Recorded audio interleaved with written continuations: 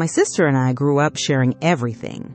One bedroom, hand-me-down clothes, and a mother who stretched every dollar until it was see-through. We didn't have much, but we had each other. That's what I always said. That's what I believed all the way into my 40s.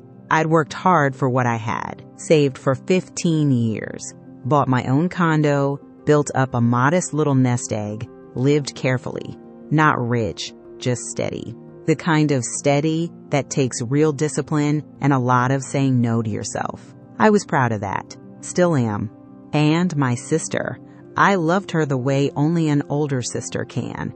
That bone-deep, unconditional, I would do anything kind of love.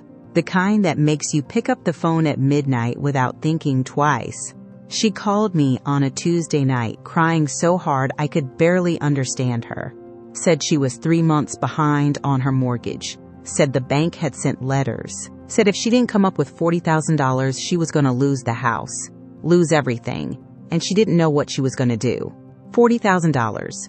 I want you to sit with that number for a second. That was my emergency fund. That was years of discipline in a savings account I'd never touched. But she was my sister. She was crying. And so I said yes. I made her sign a promissory note. A real one. Typed up properly. Notarized. She rolled her eyes a little when I mentioned it. Said she couldn't believe I was making her sign paperwork. Said it felt cold.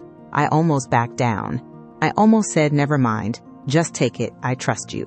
Thank God I didn't.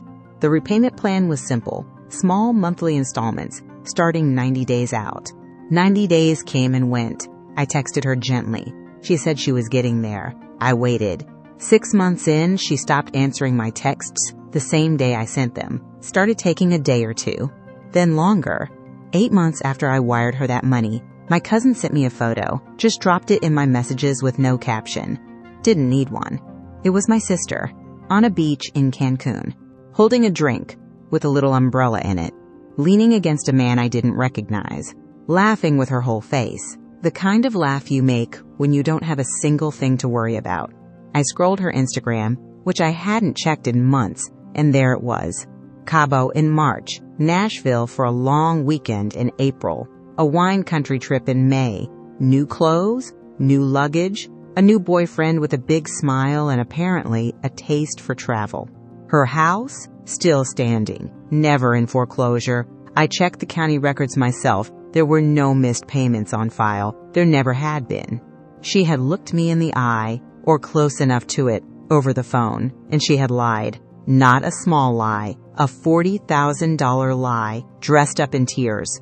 When I confronted her, she didn't apologize. She got defensive, said I had money and she needed it, and what was the big deal? Said I was being dramatic. Said family doesn't sue family. And then my mother called, and my aunt, and suddenly the whole family was weighing in, and somehow I was the villain. I was the one tearing the family apart. I was the one being cold and unforgiving and making things ugly.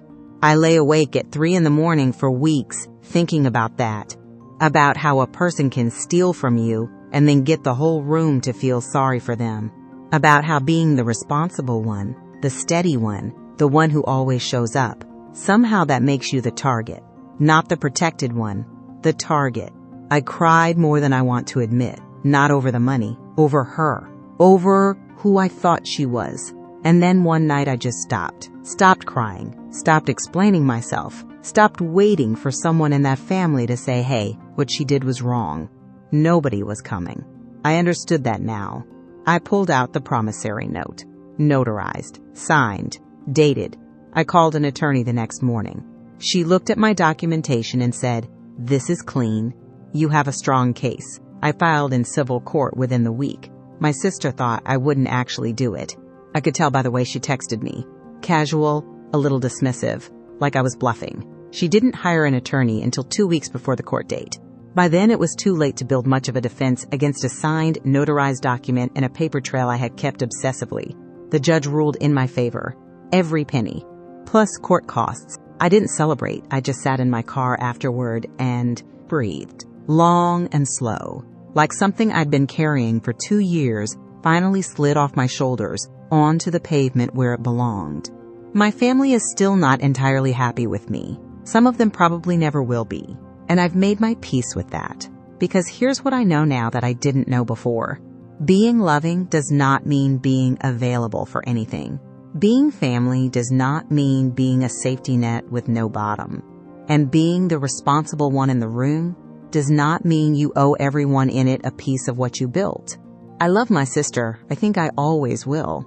But love without limits isn't love.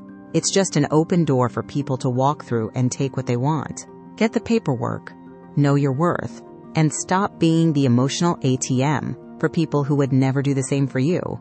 That $40,000 bought me the most expensive lesson of my life, and I'd pay it again because now I know exactly who I am, who I'm not, and who will never get access to either again.